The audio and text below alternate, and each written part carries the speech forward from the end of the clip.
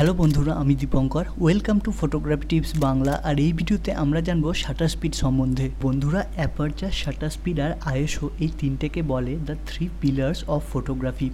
আর এই তিন এলিমেন্ট একে অপরের সাথে টোটালি রিলেটেড। তো আমি এর আগে অ্যাপারচার সম্বন্ধে একটা ভিডিও বানিয়েছিলাম। যদি তোমরা ওই ভিডিওটা না দেখে থাকো তো নিচে লিঙ্ক ক্লিক করে দেখে নিতে পারো। আর এই ভিডিওতে আমরা শুধু জানবো শাটার স্পিড সম্বন্ধে। তো বন্ধুরা, প্রত্যেকটা ডিএসএলআর ক্যামেরা সেন্সারের সামনে একটা শাটার বা বাংলায় বলতে পারো পর্দা থাকে। আমরা যখন ফটো তোলার জন্য শাটার বাটনে প্রেস করি তো সবার প্রথমে সেই শাটারটা খুলে যায়। বাইরে থেকে আলো লেন্সের ভেতর দিয়ে ক্যামেরার সেন্সারে হিট করে, তারপর এই শাটার বন্ধ হয়ে যায়। তো বন্ধুরা, এখানে শাটারের ওপর একটা মিররও থাকে, যেটার সাহায্যে আমরা ভিউ ফাইন্ডার দিয়ে আমাদের সাবজেক্টকে দেখতে পাই। তো শাটার বাটন প্রেস করার সময় এই মিরর প্রথমে ওপরে উঠে আসে আর তারপরে শাটার ওপরে উঠে আসে, আর তখনই লাইট ক্যামেরা সেন্সারে পৌঁছায়। তারপর শাটার বন্ধ হয় ও তারপর এই মিরর নিজের জায়গায় চলে আসে। তো বন্ধুরা, কতক্ষণ সময়ের জন্য আমরা এই শাটারকে খোলা রাখবো এটাই আমরা ডিনোট করি শাটার স্পিডের সাহায্যে। তো বেসিক্যালি আমরা শাটার স্পিডকে বেশি বা শাটার স্পিডকে কম করে এটা ঠিক করি যে ক্যামেরা একটা মুভমেন্টকে কতটা সময় ধরে ক্যাপচার করবে। বন্ধুরা, আমরা এই শাটার স্পিডকে সেকেন্ডে মেজার করি আর বেশিরভাগ সময় একে ফ্র্যাকশন অফ সেকেন্ডে মেজার করি। তো বেসিক্যালি এর মানে 1/4000 শাটার স্পিড 1/200 শাটার স্পিডের থেকে অনেক বেশি। তো বন্ধুরা, আমরা শাটার স্পিডকে যত বেশি বাড়াবো তত কম সময়ের জন্য লাইট ক্যামেরা সেন্সারে পড়বে। আর কম সময়ের জন্য লাইট ক্যামেরা সেন্সারে যাওয়ার ফলে আমরা যত শাটার স্পিডকে বাড়াতে থাকবো তত আমাদের ফটোগ্রাফ ডার্ক হতে থাকবে। আর যত শাটার স্পিড আমরা বাড়াতে থাকবো তত আমাদের ফটো ব্লার বা ঘেটে যাবার সম্ভাবনা কম থাকবে। আর ঠিক একইভাবে আমরা শাটার স্পিড যত কম করব তত বেশি সময়ের জন্য ক্যামেরা সেন্সার লাইটে এক্সপোজ থাকবে। আর আমরা যত শাটার স্পিডকে কমাতে থাকি তত বেশিক্ষণ সময় ধরে লাইট ক্যামেরা সেন্সারে এক্সপোজ থাকার জন্য ফটোতে আমরা লাইটও বেশি পেতে থাকি। আর যত শাটার স্পিড আমরা কম করতে থাকি তত ফটো ব্লার বা ঘেটে যাবার সম্ভাবনা বেশি থাকে। তো বন্ধুরা, তোমাদের মনে এরপর এই প্রশ্নটা আসতে পারে যে আমরা শার্প ফটো পাওয়ার জন্য কি তার মানে সবসময় শাটার স্পিডকে বেশি রাখবো? তো এর উত্তর হলো একদমই না।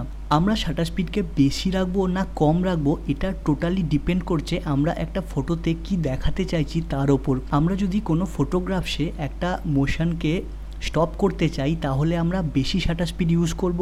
আর আমরা যখন কোনো ফটোতে কোনো মোশনকে বোঝাতে চাইছি তখন আমরা খুবই কম শাটার স্পিড ইউজ করব।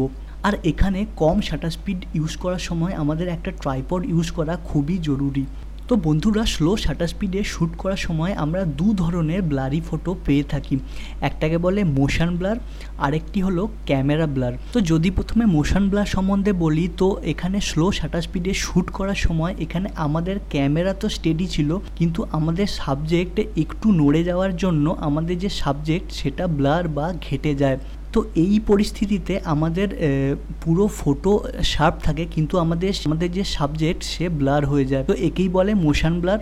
তো বন্ধুরা, যদি আমরা ক্যামেরা ব্লারের সম্বন্ধে বলি তো এই ক্ষেত্রে আমাদের যে সাবজেক্ট সে স্টেডি ছিল কিন্তু স্লো শাটার স্পিডের জন্য আমাদের ক্যামেরা একটু নড়ে যাওয়ার কারণে আমাদের যে ফটো সেটা পুরোপুরি ব্লার বা ঘেটে যায়। তো একে বলে ক্যামেরা ব্লার। তো বন্ধুরা, আমরা এখানে বেশি শাটার স্পিড ইউজ করি অ্যাকশন ফটোগ্রাফি, স্পোর্টস ফটোগ্রাফি বা উড়ন্ত পাখির ফটো তোলার জন্য। তো বেসিক্যালি আমরা মোশনকে স্টপ করার জন্য বেশি শাটার স্পিড ইউজ করে থাকি। আর আমরা খুবই কম শাটার স্পিড ইউজ করি অনেক রকম ক্রিয়েটিভ ফটোগ্রাফির জন্য, যেমন লং এক্সপোজার ফটোগ্রাফি, স্টার টেল। আর আমরা মিডিয়াম শাটার স্পিড ইউজ করি পোর্ট্রেটস ফটোগ্রাফির জন্য। তো বন্ধুরা, তোমরা যারা নতুন ফটোগ্রাফি করছো তারা শাটার স্পিড নিয়ে এক্সপেরিমেন্ট করার জন্য শাটার প্রায়োরিটি মোডে শ্যুট করতে পারো। তো এর জন্য তোমাদের যদি ক্যাননের ক্যামেরা থাকে তার জন্য তোমাকে যেতে হবে টিভি মোডে, আর যদি তোমাদের নিকনের ক্যামেরা থাকে তাহলে তোমাদের যেতে হবে এস মোডে।